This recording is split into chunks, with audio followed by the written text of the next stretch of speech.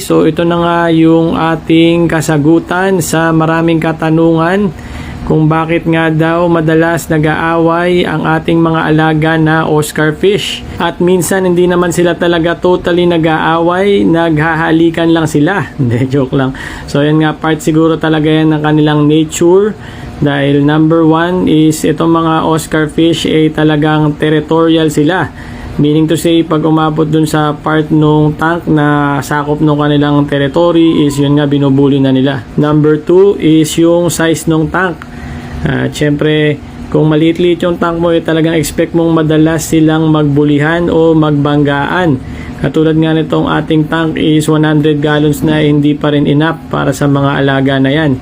Ang ratio daw is per 1 Oscar is at least 50 gallons. At yan ay nakabase nga sa US standards kung paano nga mag-handle ng alagang Oscar fish sa tank.